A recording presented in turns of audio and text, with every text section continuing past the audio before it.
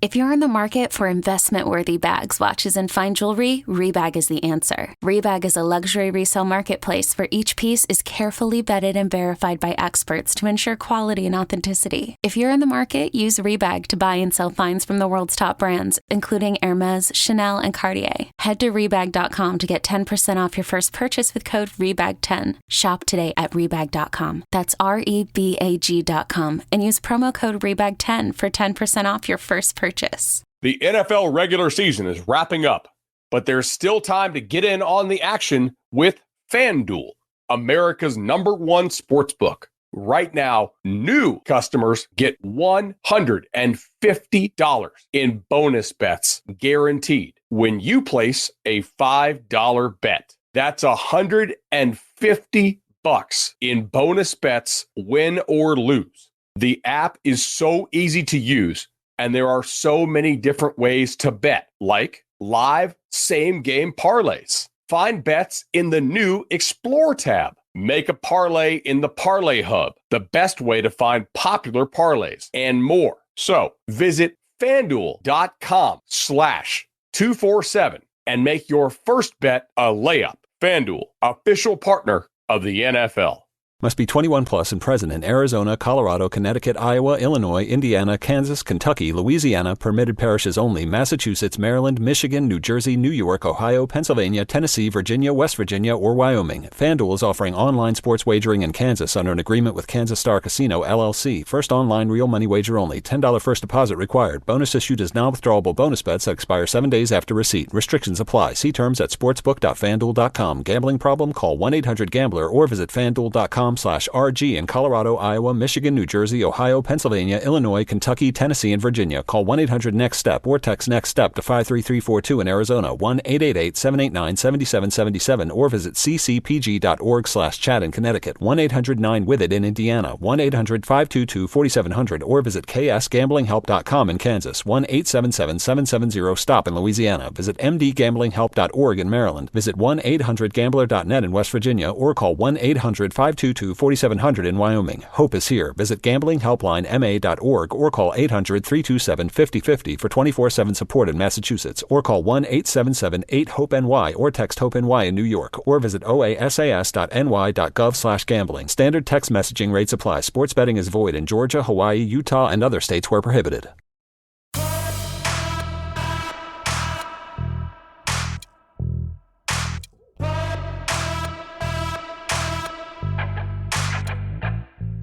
Welcome to the PowerCat Podcast, GoPowerCat.com's Kansas State Athletics Show.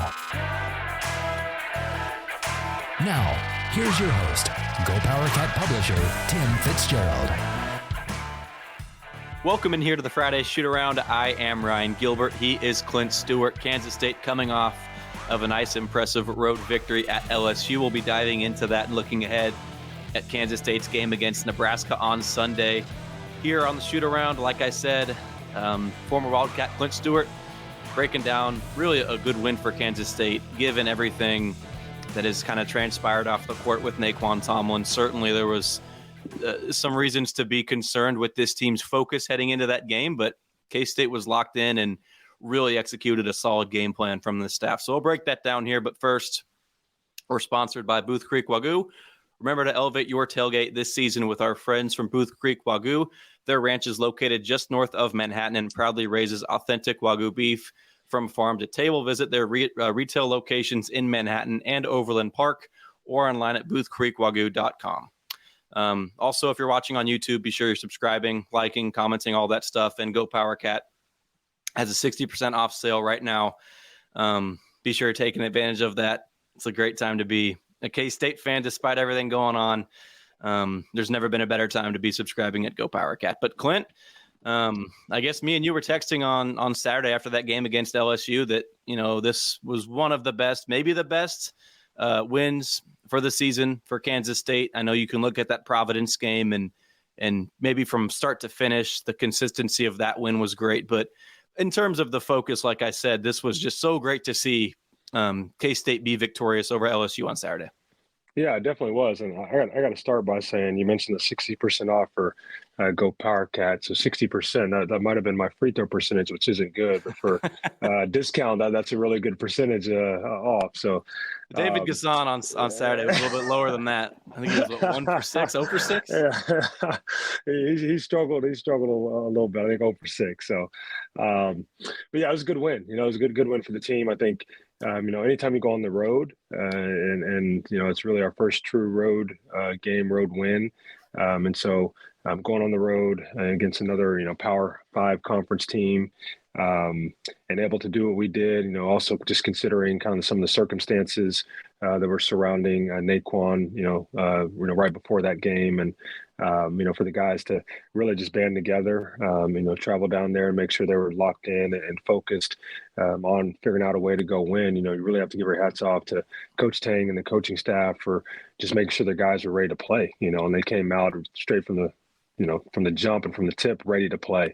And so that was really good. It was an exciting game to watch, fun one to watch. Thought we got after it defensively, especially early, caused some turnovers early on LSU, which allowed us to get out and build a lead. So even when they were able to fight back a little bit, we had enough of a cushion to withstand their run in the second half and be able to finish out with the win. So it was a good one all around.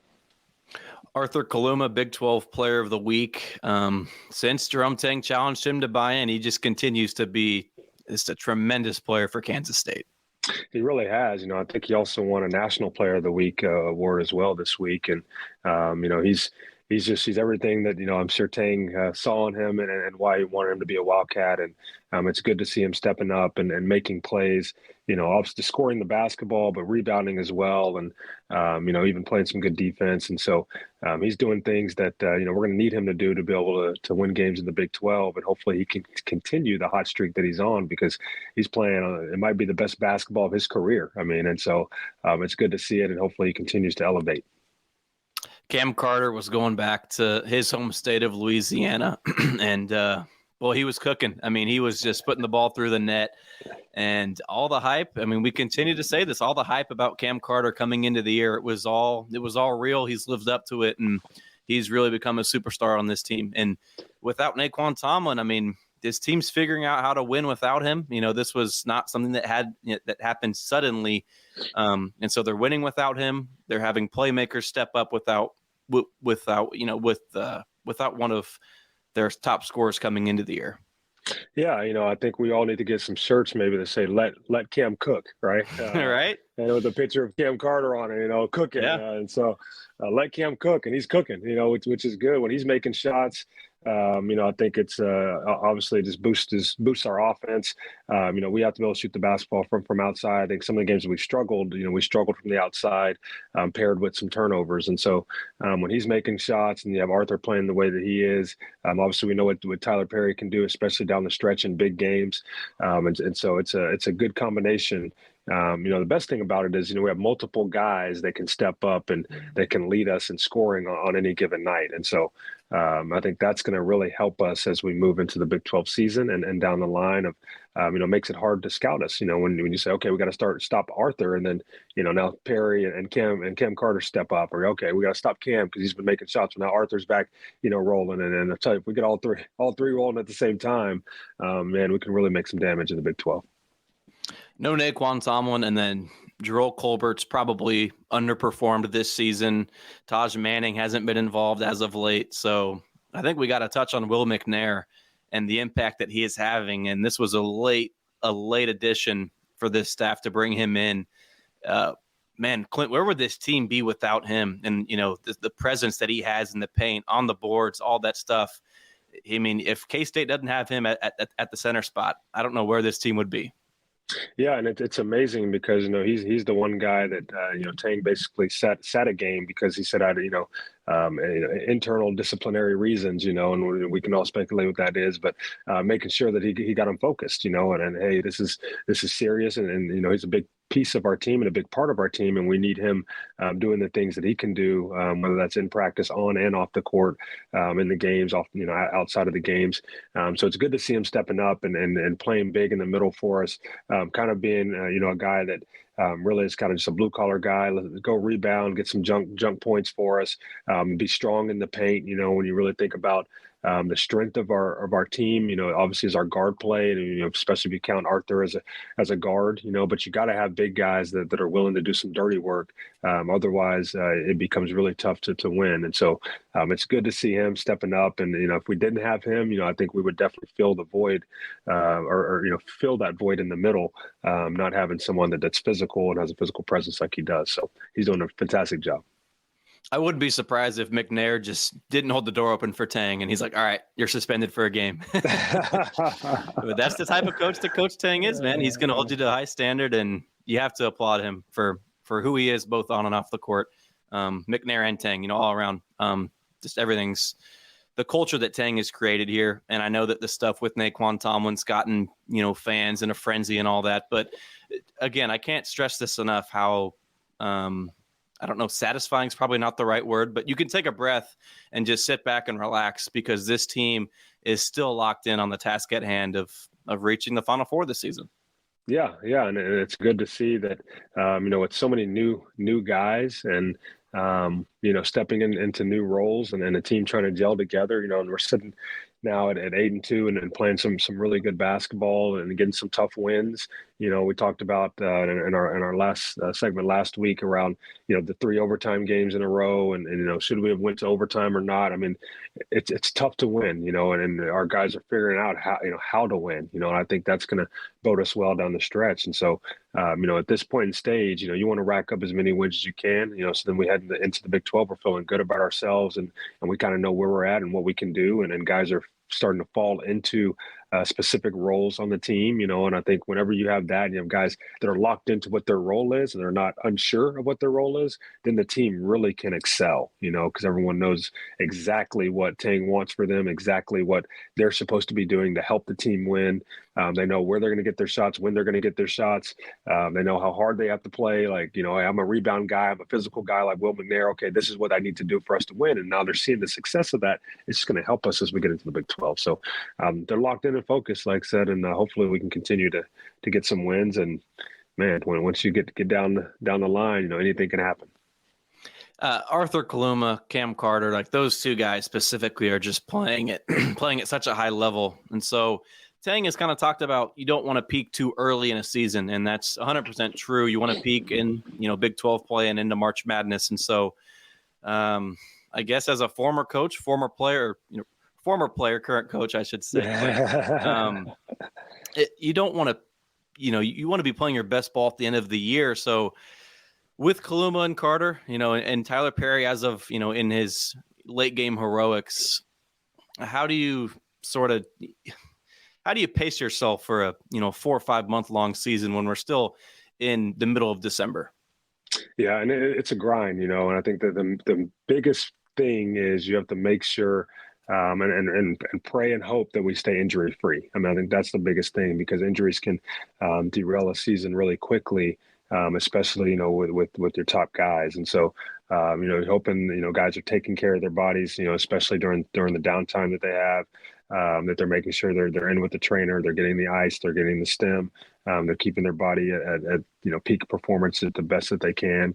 And the times that, Coach Tang is saying, hey, we need to rest, the guys actually rest. I think sometimes it's hard for younger players, or players in general, they feel like they're resting. Sometimes they feel like, oh, I'm losing a step, or someone's passing me because I'm not doing something on the court, when in reality, sometimes the rest is the best thing they can get, so their body stays at peak performance, and so I think that's obviously a balance.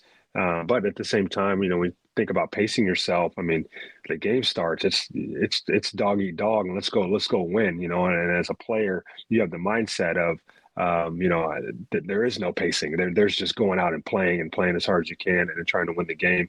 It might be a little bit different in the NBA, or there's a little bit more load management, right. So to speak. Yeah. I think, but and at the college level, it's when you're on that court, you want to go perform. You want to go perform at a high level, and you only have 30, 32, 33, 34 games to do that. And so, I know they're excited about just the opportunity each and every night.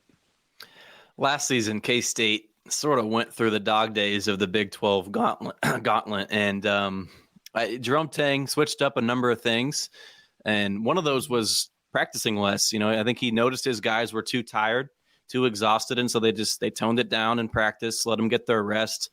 And then K-State obviously went on a big run to end out Big 12 play. And then we know what happened in March Madness. And so really just, people's bodies, you've got to take care of them. And yeah, you mentioned a great point, and Tang would agree with you that you got to get your rest.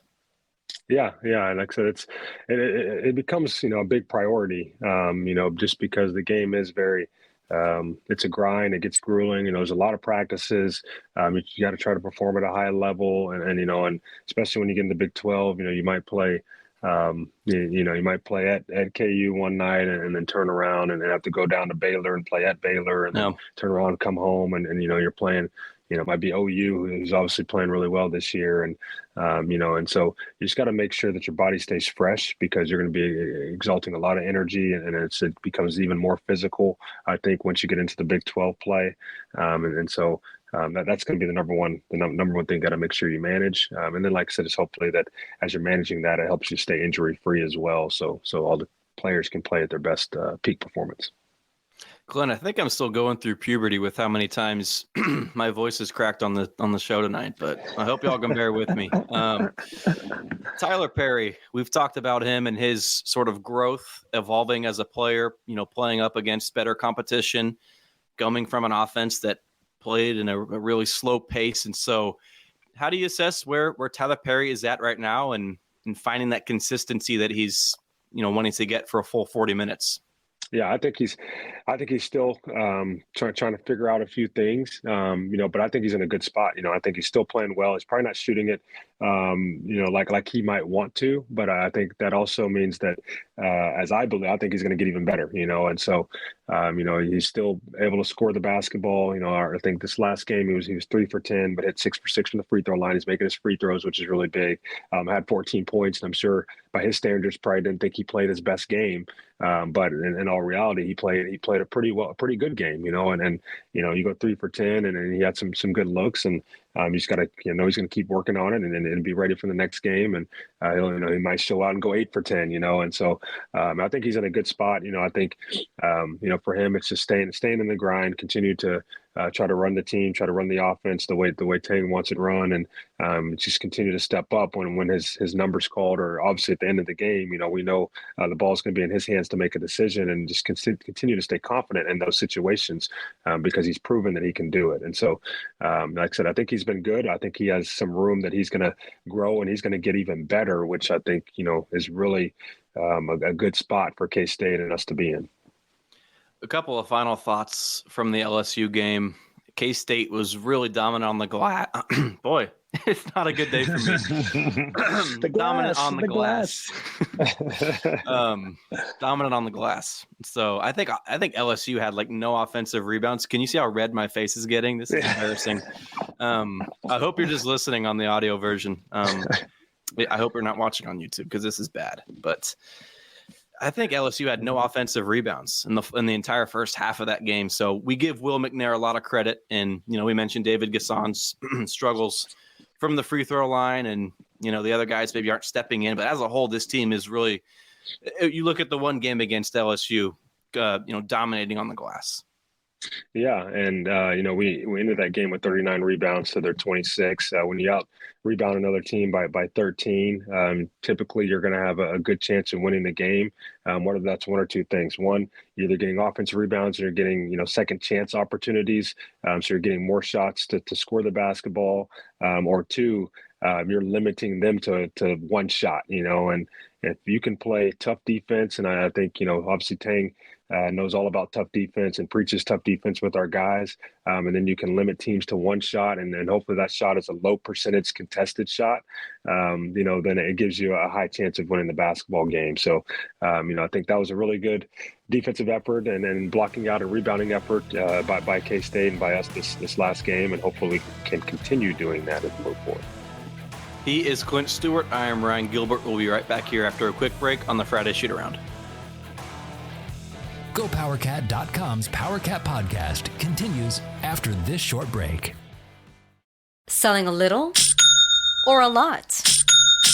Shopify helps you do your thing, however you cha-ching. Shopify is the global commerce platform that helps you sell at every stage of your business. From the launch your online shop stage, to the first real-life store stage, all the way to the did we just hit 1 million orders stage. Shopify's here to help you grow. Whether you're selling scented soap or offering outdoor outfits, Shopify helps you sell everywhere. From their all-in-one e-commerce platform to their in-person POS system, wherever and whatever you're selling, Shopify's got you covered. Shopify helps you turn browsers into buyers with the internet's best converting checkout. 15% better on average compared to other leading commerce platforms. And sell more with less effort thanks to Shopify Magic, your AI-powered all-star. Shopify powers 10% of all e-commerce in the US. And Shopify is the global force behind Allbirds, Rothy's, and Brooklinen, and millions of other entrepreneurs of every size across 175 countries. Plus, Shopify's award-winning 24/7 help is there to support your success every step of the way. Because businesses that grow, grow with Shopify. Sign up for a $1 per month trial period at shopify.com/Odyssey Podcast, all lowercase. Go to shopify.com/Odyssey Podcast now to grow your business, no matter what stage you're in. Shopify.com/Odyssey Podcast. Welcome back to the Power Cat Podcast. Welcome back in here to the Friday Shoot Around. I am Ryan Gilbert. He is Clint Stewart. Clint, moving forward here, Kansas State, a game against Nebraska on Sunday. One of those weird Sunday games. I don't know why they got to do that when football's on, but we'll make some sacrifices. Less about what the Huskers can bring to the table, focusing just on Kansas State. You come off of a pretty, I don't want to call it an emotional victory, but given everything with Naquan Tomlin, for them to come out and play that focused, replicating that for another 40 minutes is a challenge after the way that K-State was able to play. You've got to do that again on Sunday. What's the key to building upon that win against LSU, Clint?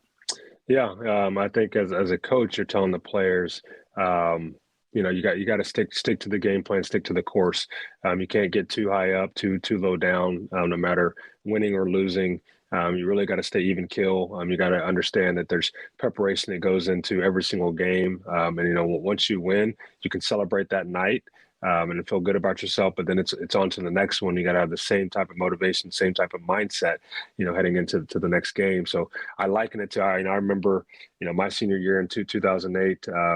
We went and we beat KU at home, and then turned back around and I believe played Missouri, I think at Missouri, and had a big win against KU at home and celebrated breaking the streak and then came back and lost at Missouri the very next game. And I'm not going to say LSU is KU competition, but I definitely think you can get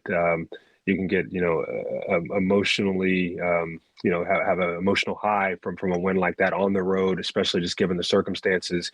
You got to make sure that you refocus and you relock in, and you take care of business as we come home and play against Nebraska. So just make sure the guys are ready to play. And then, like I said, it's one game at a time. Right now, the LSU game doesn't mean anything anymore, and Nebraska is the team in front of us, and we have to prepare to go beat them at home. K-State staff has been out on the recruiting trail the last couple of days, 8 days between games for Kansas State. So some time off. These players, I'm sure, have gotten some valuable rest, like we mentioned. Any concerns with some rust after a long break like that? There could be a little bit, especially as a player, you kind of get into a routine where, okay, we practice a few days play, and then anytime you get a little bit longer break, you get a little bit more antsy, and then you just kind of get out of that routine. But what you hope to see, especially with us being at home, that helps us because we're a little bit more familiar with the atmosphere, obviously the environment, that we can, break out of that rust pretty quickly within the game and really just settle in, And so I think, when you play at home in front of your home crowd, there's a lot of adrenaline going, the crowd's hype, it just gets you hype. And if we can ride on some of that early, I think that'll be good. And then just settle in and play our game, and we'll be good. Against LSU, Michaela Rich did not play, and he didn't play in the game previous against Villanova either. So that's 2 games in a row that he has not seen the court. No reason to hit the panic button. He's not in the doghouse. He's not injured. I think it's just maybe a testament to how raw he might be still as a player. That being said, and the same thing can be kind of said for RJ Jones, whose minutes maybe aren't as high as he wants them to be. how do you stay focused? Because at some point your number is going to get called. This team's going to need you to step on the court. So how do these guys who maybe aren't getting the minutes that they think that they deserve, how do they lock in and stay focused, not only during practice throughout the week, but also during these games when they're, kind of looking over at the coach on the bench? Hey, is this, can I go check in? And how do you stay focused? Yeah, I mean, you really have to keep your head down and just keep working, and I think as a young guy, sometimes that can be hard to understand, but you have to keep your head down, keep working, and just stay and try to stay ready, and then the only way you can stay ready is by preparing the same way as if you're going to play 40 minutes a game, and so when you're in practice, you got to be locked into the game plan, locked into, what we're trying to accomplish as a team, and locked into if your number gets called, what are the coaches asking for you to do, and so if you're not locked into that, then when your number is called, you're not ready. And if you're not ready when your number is called, then it's hard for the coaches to trust putting you on the court the next time, right? And so, I know sometimes it can be hard for a young guy to understand that, but hopefully Michaela Bridges is staying locked in, and obviously as we're winning basketball games, that's obviously good. And it's for him, it's a learning experience, man. Every single day is it's different than high school basketball. Obviously, even in practice, the tempo, the competitiveness, every single day, the grind is different. And so if he can stay locked in, RJ can stay locked in and just stay ready that, hey, when my number's called, I'm ready to give everything I have. I'm ready to produce. I'm ready to step up. And then hopefully when it is called, they can go in there and do that. With this being a regional game, Wichita State's also coming up on the schedule. I don't think Jerome Tang had control of this one. I think this was from Weber's staff where they kind of had a home and home and a couple neutral sites scheduled in there. But overall, I mean, it's good. It's not a rivalry per se, but I mean, Clint, you played against Nebraska when they were still in the Big 12. And so you a fan of these games? I'm sure you are, to get fans more engaged and excited for your team. And I know that there's still some GA tickets up for grabs. It's probably not going to be a sellout on Sunday, but still, this is better than playing, say, North Alabama in December. Yeah, and I love it. I mean, you're playing another Power 5 conference team, and whether whether they're kind of top of their conference, middle of their conference, but to me, it doesn't matter. It's another good team, and it's a team that, from a resume building perspective, obviously looks a lot better if you can get the win. But you got to make sure you come in and take care of business. I love that it's at home. I think that'll obviously help us out as well. But it tells our guys, hey, we got to stay locked in. And I think it's just another stepping stone to preparing us for our conference. Like I said, this is another team that plays top competition, night in, night out when they get in their conference. And so they're going to be well coached. They're going to be ready to play. They're going to have a good game plan. And we're going to have to go in and we're going to have to execute ours and then go in and win the basketball game. So I love it. I love that it's a former Big 12 school. I think that plays into it as well. You have a former Big 12 school that we're playing against, and so it should be fun. Did you have a favorite, not rival like KU, but maybe one of those cooler teams that's not a true rival, but still kind of lukewarm with the intensity and the chippiness of those games? Did you have a favorite opponent that you went up against? Oh man, I'd say Baylor. Baylor was definitely one. Baylor always had guards. It's funny because Tang was obviously at Baylor during the time that I was playing, and but they always had guards that they came at you. Tweety Carter, Aaron Bruce. They had a left-hand Henry Duguid. They had a left-handed kid. I can't remember his name now. Tang obviously will know. Yeah, he would know. I would think he would know, right? Oh yeah. They had some chippiness, and they were always fun to play against. And I'd say probably the other one would be Texas A&M. During the time that I was playing, they had a kid by the name of AC Law, and he actually went on and played in the NBA for a few years as well, point guard. And man, he was a tough guard to play against, and so. Every time we played against them, I knew I had my hands full, and he was going to come at me. So it was a lot of fun. I'm sure you played a good number of games in what was the Sprint Center, now the T-Mobile Center. That's where K-State's going to be playing Wichita State. I'm sure that's another one where it's not a true heated rivalry, but playing in front of a good amount of purple. This is a great opportunity for K-Staters in the KC area to get to go see K-State, on a weeknight where maybe you don't get to go out to Manhattan, but hey, a 20-minute drive downtown, let's do it. Yeah, it's a great opportunity for K-State community, as you mentioned, in the KC and greater metro area to come out and support them. And, I think hopefully it'll have a good crowd, and be able to go play it's a good team and another in-state team, and so it should be fun. I'm sure, Wichita State, they have a big following as well, and have a great alumni base. And so it should be a fun game, and hopefully K-State can pull out that one. I don't know. I think I saw something on our message boards about Naquan Tomlin. I'm pretty sure Memphis is going to play, I guess, first or second game that he can actually play in Wichita against Wichita State. So if you're in the Wichita area, that'd be a lot of fun. But back to these regional games, what's the value? Is there, from a recruiting standpoint, not just getting fans involved, but what's the value in playing these games? Yeah, I think, these regional games, give you an opportunity to really get out and have the opportunity for fans to come out and support the team, which is really good. I think it gives you, an opportunity where you're hopefully, whether you're at home or closer to home, I think it's really good as well, just because that support and be able to really push out our brand, to local areas, which is really good.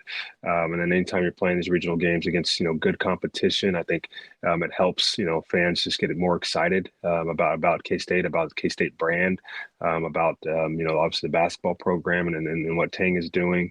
And so it's good all around, and I think the biggest thing though is, everyone likes to win. And so you want to make sure you go in with the right mindset, that we're locked in and ready to go play and ready to go win, because it's a much funner night for all of our fans and all of our community when we win than it is when we don't win. And so, hopefully we're all locked into that as well. I feel like we should make this a regular question towards the end of a show based off of what we saw against LSU. And did we talk about Villanova? I think we already, that was the previous show. But so just LSU, where does K-State need to improve on in these next two games? What would you like to see them just do better? Yeah. I still, I've been kind of harping on some of the turnovers, and I know we want to play fast. So, they're going to expect to have some turnovers, but we just can't have the lackadaisical ones, or the ones that put the other team and, into immediate transition. I think as we've seen, when our defense is set, I think we can be a pretty good defensive team, and so the more opportunities that we have to get our defense set and get our defense in front of their offense. And then if we can limit them to one shot like we did against LSU, then we're going to have a great chance of winning basketball games. And so, but we got to take care of the basketball, and just got to make sure that we're getting opportunities at the rim, shooting the basketball, and it allows our big guys to, hopefully get some offensive rebounds and second chance points for us. So that's always big. I try to, sometimes it's, don't overthink. And sometimes I'd rather you shoot it than lose it, so shoot it. That gives us an opportunity. That gives us an opportunity to go get it and put it back in versus losing it and puts the other team in transition. So, hopefully we can continue to try to work on limiting our turnovers. This team has been very aggressive, and you look at, RJ Jones. Is there maybe something that he could do better? That would probably be just play a little more calm, let the game come to you. But you'd take that, right? You don't want it to be the opposite. Like, I love Dean Wade, think the world of him. Ultimately, at K-State, what held him back in my mind was he was never aggressive enough, and he was probably too passive and passed the ball too much, didn't take the open shots, didn't assert himself. And so, these turnovers and stuff, I get it. It is frustrating when they make those mistakes, but it's better than the opposite. Yeah, and like as I think we mentioned in our last show, it's easier to slow a team down. It's easier to back off some aggression than it is to get someone to go fake it till you make it type of aggression, right? I mean, it's like it's odd. I'd much rather have someone that's a little bit more aggressive, and then we tone that down versus the other way around. And RJ specifically, for RJ. As I just kind of think about, where he's been over the last few games and as you mentioned, maybe he's not getting the minutes that he might want to get or, for him, I think he has to stay locked in. And the biggest thing that players, we know he can shoot the basketball. The biggest thing that players can do to get on the floor is come out in the game and show that you can defend. And if you come out in the game and you show that intensity and you show that focus, not locked into the scouting report and the game plan of defending and being active and making plays, getting stops. I guarantee you, there's no coach in America, whether it's Tang or whether it's the Self or whether it's whoever, you can or it's name Clint it. Stewart. Exactly, you can name it. That's going to say, "Hey, I don't want a guy that can defend," and so.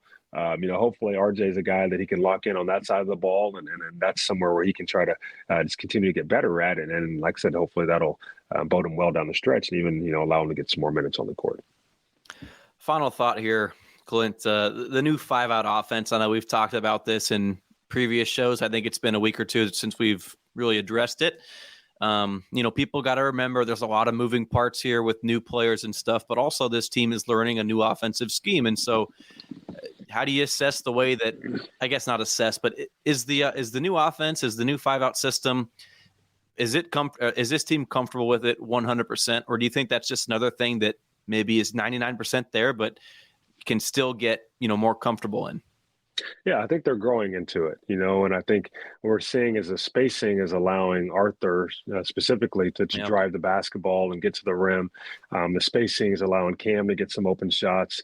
The spacing is allowing Tyler to create a little bit. And so I think that's been really good, especially when you think about kind of the makeup of our team. We really don't have, we don't have a Zach Edey, from Purdue, where he say, "Hey, we need you down the block and just throw it inside and go get 20, 30 points." Right. And so a little bit different, when I played, I had a chance to play with Michael Beasley. It was like, "Hey, Bees, go to that block, man. That's a bucket every day, all day," and so, I think the spacing of it fits our team really well and allows our guards to be a little bit creative, allows our guards to come off handoff action, ball screen action, and get downhill, penetration to kick or penetration, get to the rim, allows our bigs now at times to get kind of a running start as they're getting to the rim to try to go get offensive rebounds versus, already kind of being on the block and their big is already there, tussling with them. And so now they get a little bit of a running start where they might be able to swim move and get around and go grab it, or it's a little bit harder to block them out. So I think we're still growing in it, but I think we've seen some progress, and I think it's been successful so far. Okay, real quick, you mentioned Arthur Kaluma driving to the basket. Obviously, he's very effective doing that, but I tweeted this out during the LSU game after he hit some of those shots from deep. I mean, the pump fake, man, he needs to shoot it more. Am I wrong? He's always pump faking. I'm like, man, just pull the trigger.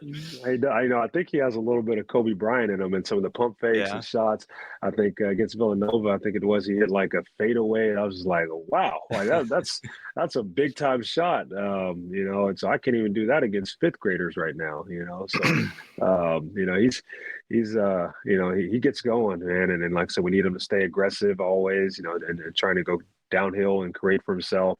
And then the way he's shooting the ball from the outside, that just helps him even more, and it opens it up even more for him to drive the basketball and get inside. So, man, he's playing tremendous. Clint, that'll wrap it up for us. Nebraska coming up on Sunday at 2:00, and then Wichita State on Thursday at 7:30 in Kansas City. Look forward to breaking down these games. Hopefully we're breaking down wins, but if not, we can break down what went wrong for Kansas State in those losses. So, Clint, as always, man, appreciate your time, and we'll see you next week here on the Friday Shoot Around. All right, appreciate it. Thanks, Ryan. Thank you for listening to the Power Cat Podcast. Make sure you're subscribing to our show at Apple, Spotify, Amazon, or wherever you get your podcasts. With Blue Link Plus, you can access your Hyundai Tucson Limited remotely. Doors unlocked, temperature set, lost car found. There it is. Get complimentary class-leading Blue Link Plus. Call 562-314-4603 for complete details. The calendar has flipped, which means it's time to join us on Fantasy Baseball Today, part of the CBS Sports Podcast Network. Join Scout White, Chris Towers, and me, Frank Stanfield, 3 times per week in January to kick off our 2024 Fantasy Baseball Prep. We're talking rankings, strategy, tiers, prospects, mock drafts, and everything in between. Make sure to download and follow on Apple Podcasts, Spotify, the Odyssey app, and everywhere else podcasts are found.